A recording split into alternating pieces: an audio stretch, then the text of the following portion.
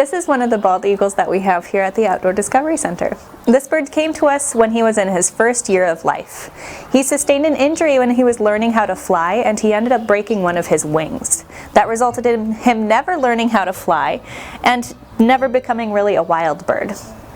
Because he was taken in and healed up by a wildlife rehabber when he was so young, he actually became imprinted on humans. So even if he were to be released out in the wild, he has no fear of people, and so he wouldn't be able to survive. He also relies on people to give him the food that he needs to survive as well. So it's the wing that's, over on the other side that is his broken side. This bird came to us in 2015, and when we got this bird, he actually looked very different than he does now. When bald eagles are first growing up, they spend about the first 4 to 5 years of their life having kind of mottled brown and white feathers. He came to us looking almost pure brown, and it took him about 4 to 5 years of molting to change to a pure white head and tail. And so now we know he's a full-grown adult bird. He's about 5 years old.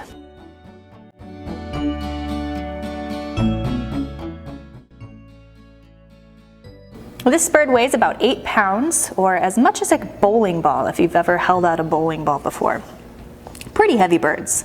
Females tend to weigh more than the males do, and they can weigh up to 14 pounds.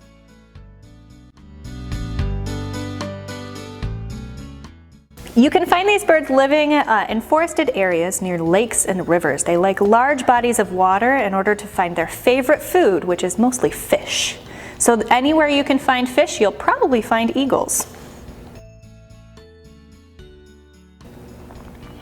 Sometimes, though, they will eat roadkill or carrion if they get desperate. They're not super picky about that. Some interesting facts about this bird are,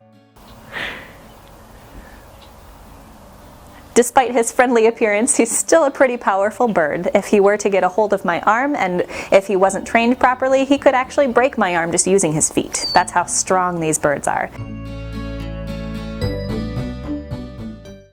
It was actually on the endangered species list. It was one of the first animals to go on that list, and it's been on since 1967.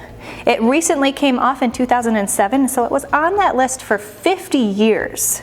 And the reason it was on that list had to do with DDT poisoning. So the fish that the bald eagle would eat had DDT accumulated in their body, and as a result, that bird got it in their system, and it caused their eggs to become really brittle. So anytime the bird sat on the egg to incubate it, the egg would break. And so it made their populations take a nosedive. They were once as low as 400 nesting pairs, and now they're close to 10,000 nesting pairs. So they've really bounced back due to the Conservation and Endangered Species Act.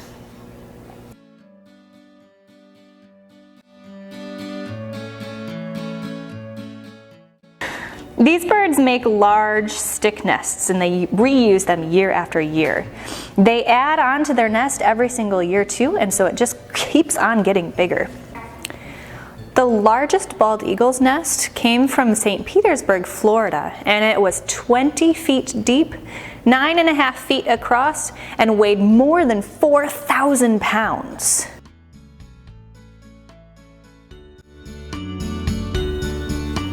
Before nesting season, sometimes great horned owls use eagle nests as their own nests. It helps that great horned owls and eagles don't have the same nesting period. So the great horn, it's kind of like time sharing. Great horned owls can time share the nest from the bald eagles.